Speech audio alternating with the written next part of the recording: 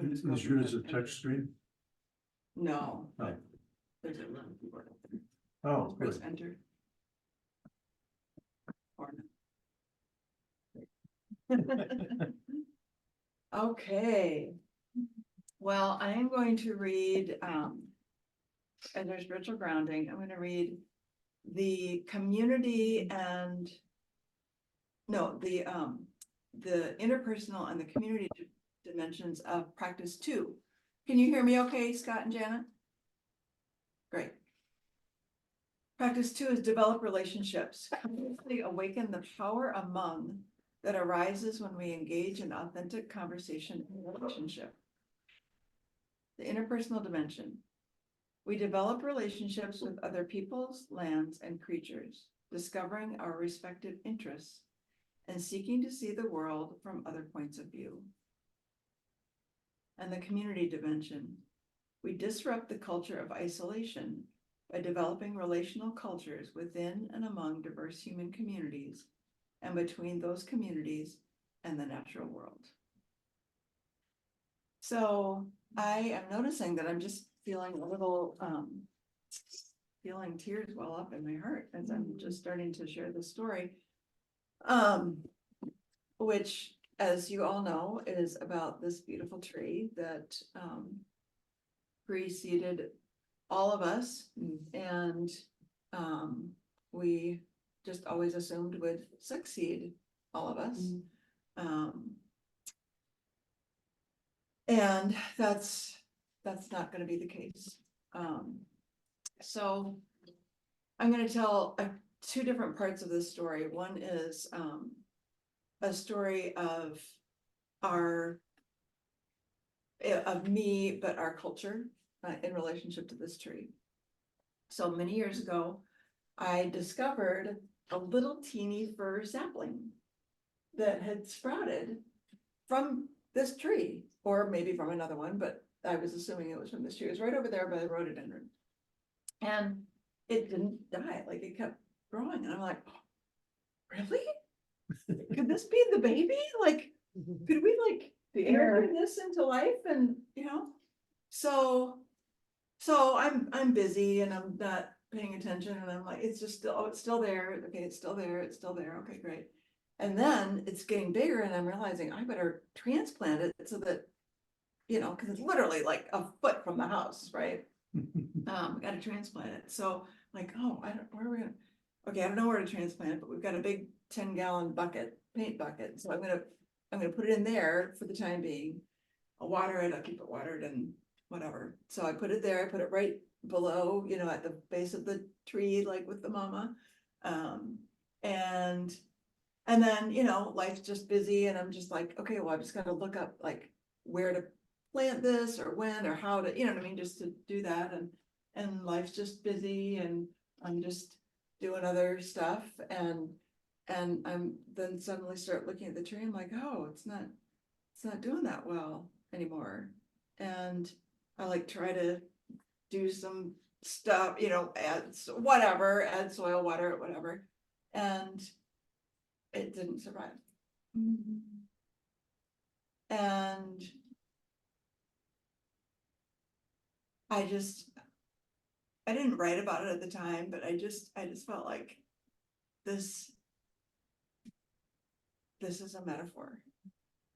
All the information was at my disposal. I could have looked it up. I could have asked 1,000 people what to do, how to do this well. And my life was so busy. I was just too occupied with whatever I was doing that I couldn't do that in a timely way. We couldn't do it in a timely way because we're all distracted, right? To take care of that which is living. So I still bear a lot of just sadness about that,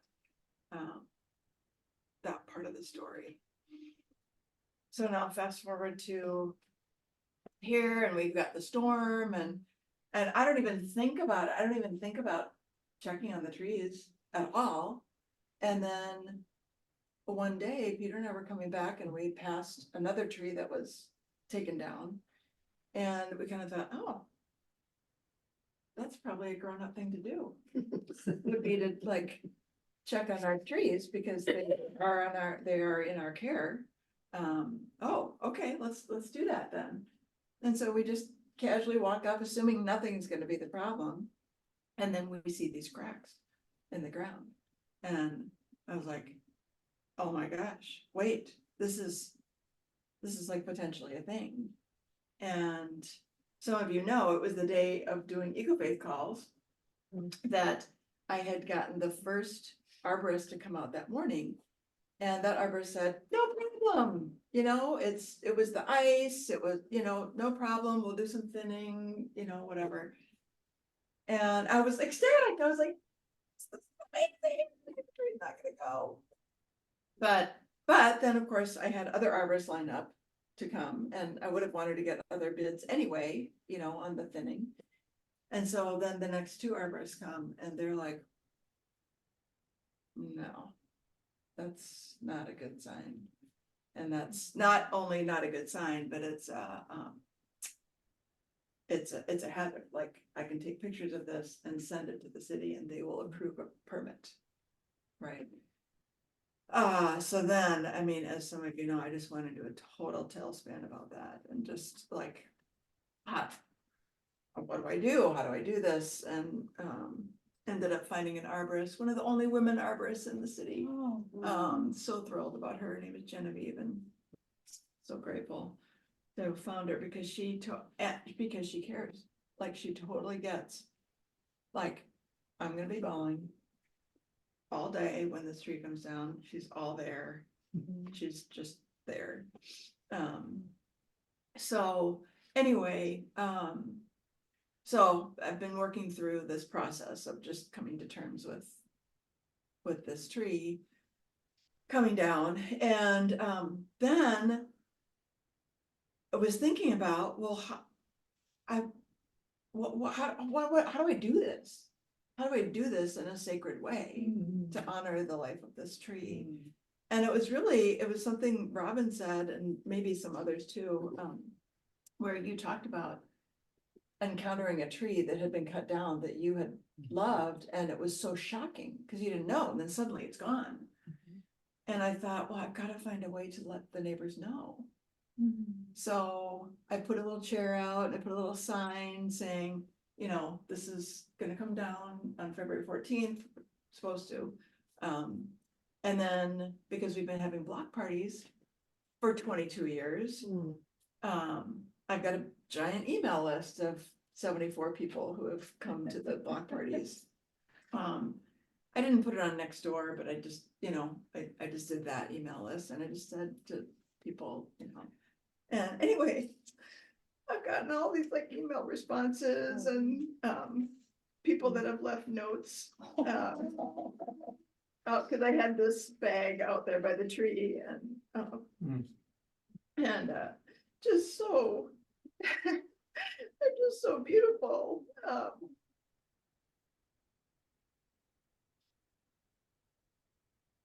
I thought I may just read a few.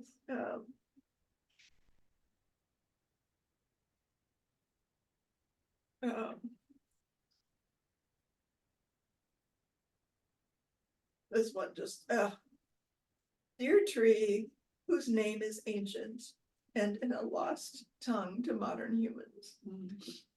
Thank you for your shade, the home you've provided for many generations of animals and bugs. Thank you for the air and oxygen.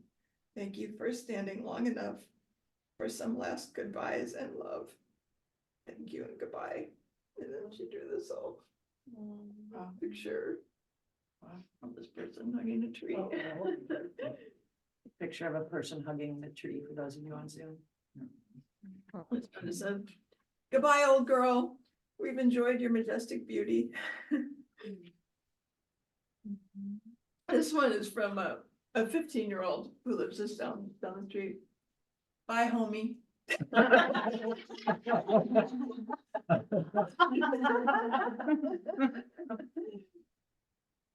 This one says, "Thank you, tree. You have sheltered many and shaded me. I will miss you." Oh, and this is from I think he's 3. He lives across the street in the orange house. His name is Graham. "Thank you for being a nice tree." Oh. And his mom, he and his mom just came over while I was standing outside the other day to say goodbye. And she had just lost her mother unexpectedly. And so all the grief is coming out for this tree, for her mother. This one's from my neighbor next door. "Trees are family. We grow up with them, live with them, nurture them, and they nurture us. We know they communicate with each other as well as help each other. The others will know of this one's loss. Oh It will be missed." And oh, I didn't even think about that. my gosh. Recognizing, oh gosh. They communicate when They they're do. going through the Yeah. woods. Through They the- do through the- crazy language Fun guy. something. Beloved 6206 tree, big heart. "Thank you for giving us joy. Hugs."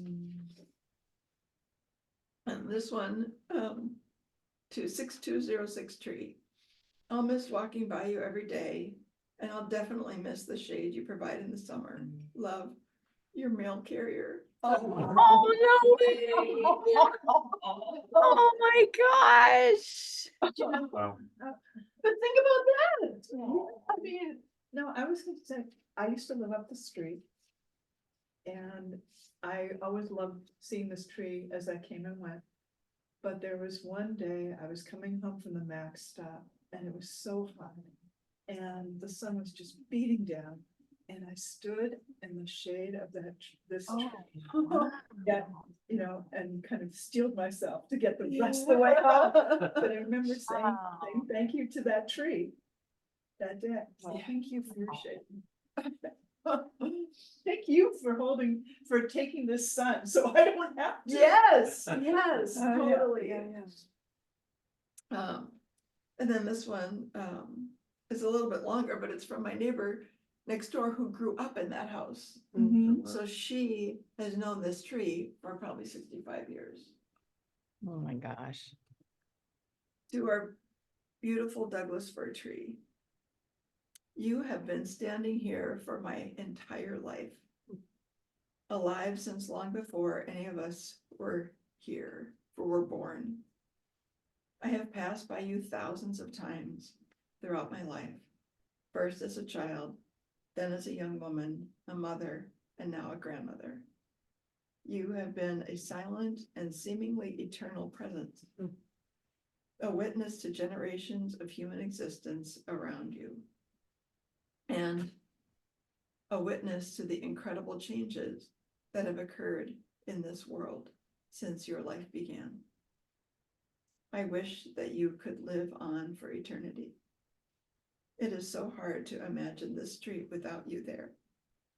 But all I can do is to thank you for the incredible gifts you've given us for the generations. Thank you for the vital home you've provided for wildlife. Thank you for cleaning the air. Thank you for cool shade in summer and shelter in the winter. And thank you for the priceless value of your majestic beauty in our lives. May you feel our gratitude and love for you. You will be missed sorely."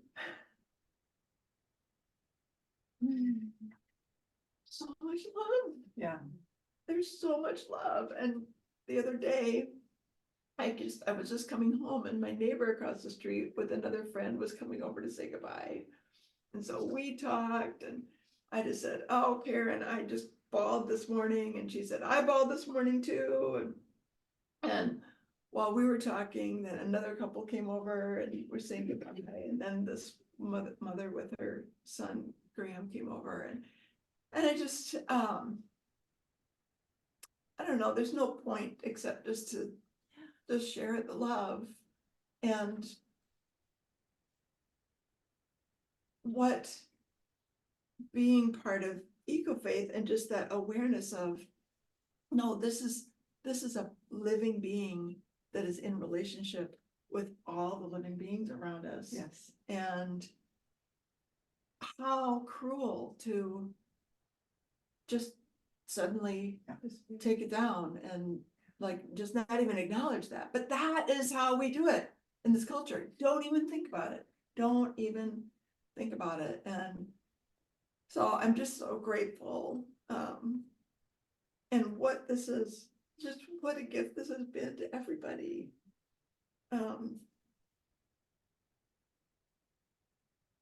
Thank you for bringing it up to your neighbors so that they could know, so they could have the opportunity to process as opposed to be shocked by it. Yes. They could experience, the transition. That was really a gift that you gave to your neighbors. Well, and you gave them the gift of being able to be in community about it and talk about it. Right. And- Right. I And love I that think everybody wrote these- to the tree. Oh, I know. Right. I know. And As I a think the message. tree knows and hears Yes. all of this, Yes. so that its dying, being cut down, is also gonna be held in love. So that we experience that, but I think the tree itself also experiences it. I believe that. And every tree around here knows. Yeah. That's the thing I So- wasn't tracking. Yeah. It's a mutual sharing. You know, when Doug first died naturally, Can you all hear on Zoom? You A can? little louder would be helpful. when Doug first died, for whatever reason, as part of the processes, they send all their nutrients out to everyone else. So she's had the opportunity to do that because now she already She knows. knows. She You know. knows. you know. I just think of this has already been mentioned, but I'd like to say it again or differently, which is the gift that you're giving to people with a ritual too, not only the notification, which is helpful so people could do it, but the ritual and the communal Yes. ritual. And I'm thinking of, how, we don't always get to say goodbye to every person or to every creature. And so sometimes a death happens with a person, and that not only triggers past deaths, but also the ones we didn't get to say goodbye Yes. to in time. We just found out about it on the internet about somebody who was dear to us. Yeah. And so I think you were talking about it, so I just started having this cascade of the trees and the forests that have disappeared by human intention that I haven't gotten to say goodbye to. Like when I was growing up, there were these woods that was owned by the hospital the whole time. And I can still go in my mind and I can tell you where every single trail is. I could walk those trails in this woods, from the perspective of an elementary school kid. The adults didn't know all of that, but we kids knew every nook and cranny, where every little fort was, where you could hide, etc. And when I was exploring one point, like where I lived on Google Maps, and I just came across it. It's completely a parking lot right now. Oh. The whole woods and the whole ecosystem right there. It was just devastating. I don't know when that happened, could have been a lot of years ago, but I never got to say goodbye to that woods, and so you think about the tree Janet and I didn't get to say goodbye to, that was shocking to us when all of a sudden it was just gone, this enormous tree. And so you're giving people also an opportunity to ritualize because the way our society goes and the trees are just dispensable, they just disappear and you never get a chance to. So like you said, the woman with her mother, but also all of these other griefs that we haven't had a chance to process, that we now get a little bit of an opportunity to ritualize and do it in a healthier way. And it's that worldview shift that we're talking about with eco-faith. You're modeling that and then giving us an opportunity to express the places where we haven't had a chance to experience that different worldview in practice. So it's beautiful.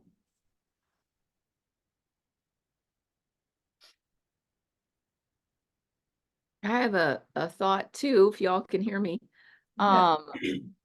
I'm like crying. It's like such a powerful sharing, Solveig, and one brilliant, amazing idea that you had to give people an opportunity to say goodbye to the tree and to write responses. That's just amazing.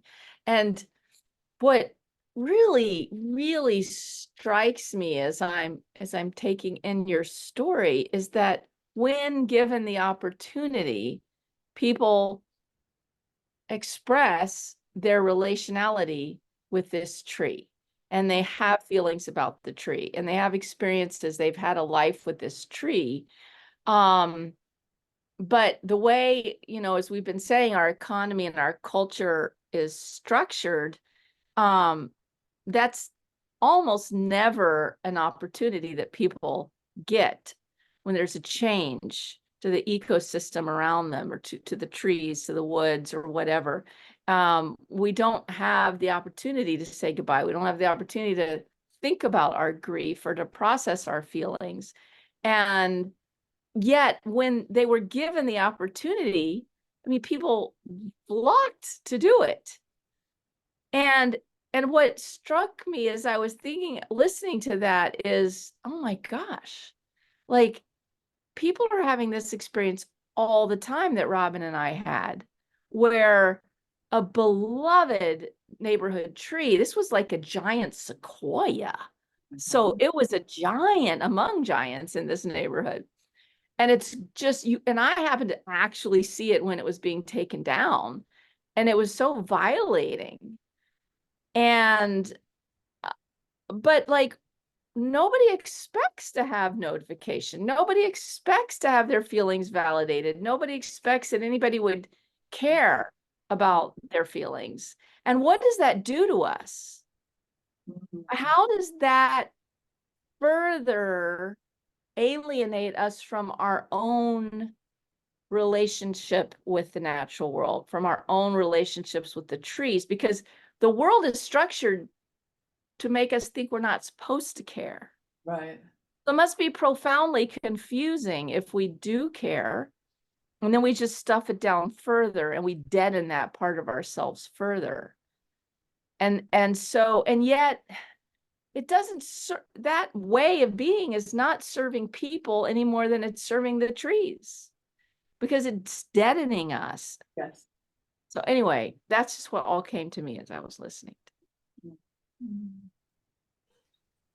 So I appreciate your sharing of the story and your relationship and your neighborhood's relationship to the mother Doug fir tree in your yard.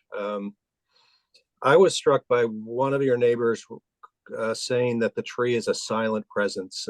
That's really a profound thought. And we've talked about that before, about the presence among particularly a grove of many trees. That presence is really palpable. I can really feel it when I'm there and just still among the trees. And I think that's just a profound statement in that this tree has been a presence that certainly extends way beyond Solveig's yard, right? And throughout the entire neighborhood, and through to anybody who's passing by that tree and who's paying attention. So I thank you for honoring the tree with this ceremony and the ritual that you provided to your neighborhood.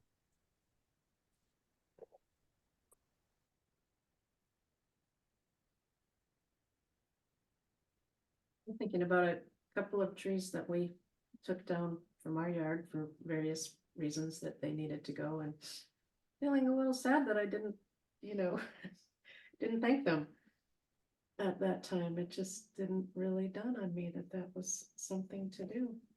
I did thank my tomato plants when I pulled them at the end of the season. I did remember to thank my tomato plants. But yeah, it didn't dawn on me at the time. It's absolutely not part of our culture. Well, and that's the recovery part, right? Where eco-faith recovery is like, we have become addicted since we were born to this dominant worldview that tells us not to think, not to feel about all of those things.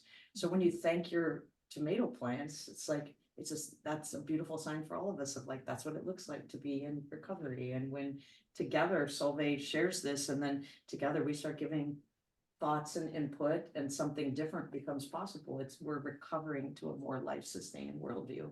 And to that exact point, all of these people who wrote notes, and a lot of people who observed the notes but didn't happen to write notes, they have all been impacted.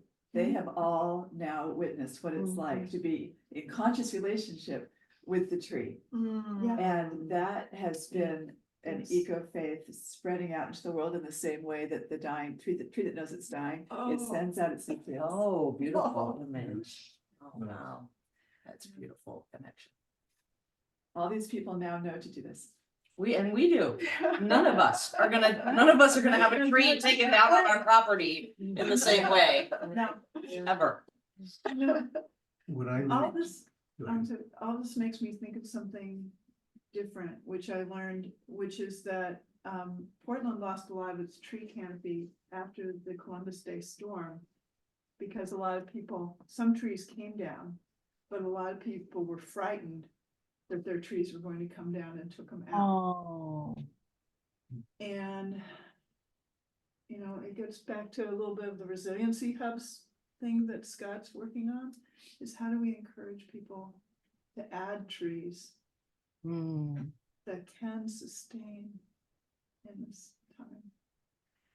Well, and then to engage with the trees during their lifespan so that they're unlikely to fall and destroy a home. Right. Engage with that tree. You know, an arborist, you know, I mean, arborists are pretty spiritual people in my view. To know how to help the tree coexist with the homes around it.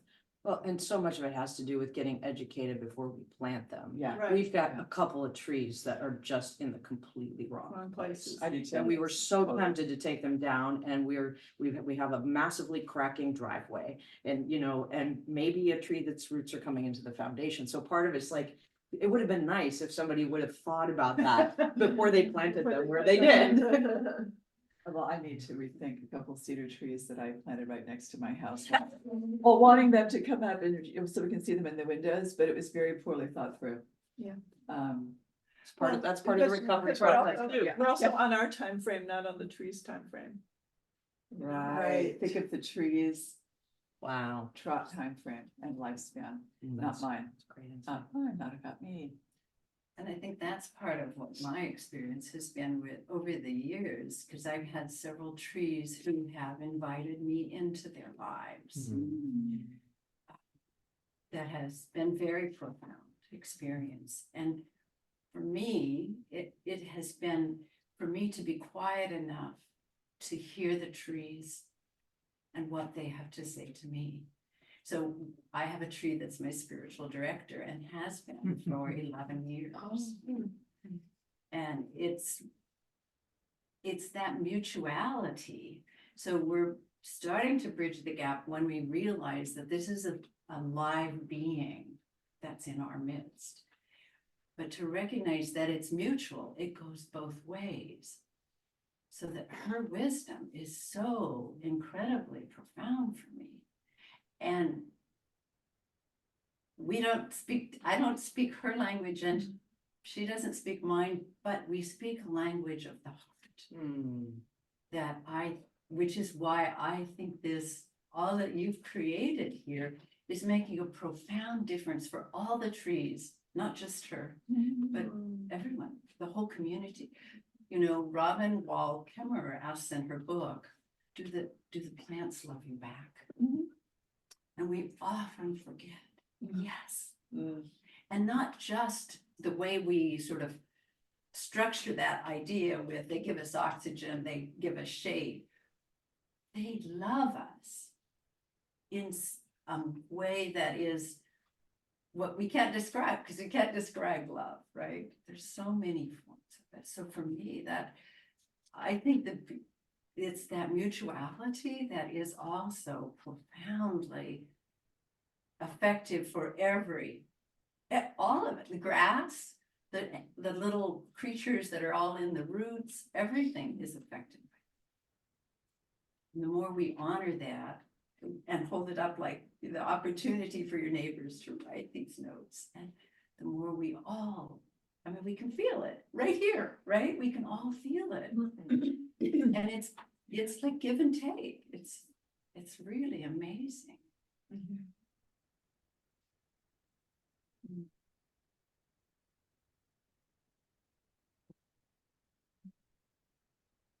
Spiritual director, that's wonderful. I'd love to hear more about that. There were stories that were being shared previously in previous months on this recovering from ownership culture. And I'm connecting with that back to those stories here again, Solveig, because you know, the dominant society is designed that that's your tree and you're responsible for it. And, you know, legally and everything, that's true, right? And if there's a cost, you're gonna have to bear the cost. And so we get so seduced into that. And I remember being in a grocery store checkout line a number of years ago, and there was a toddler. The mom was totally focused on the groceries. It was a long line. I had this whole relationship developed with this toddler who was sitting there. We played peekaboo, we smiled at each other.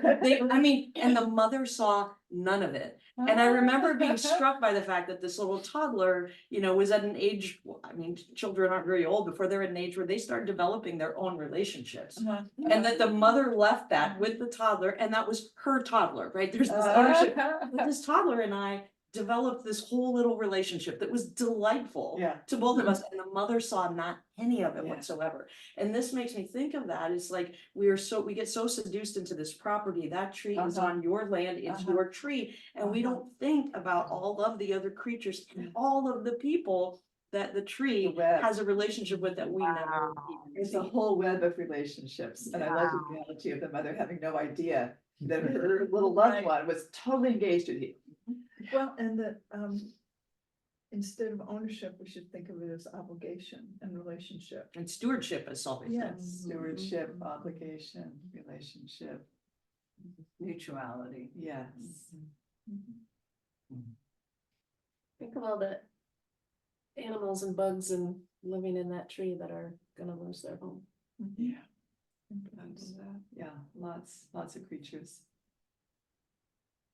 So what, of course, one of the other then adulting things is we have to make some determination about what happens to this tree when it comes Yeah. down. I mean, Yes, it's an enormous tree. yes.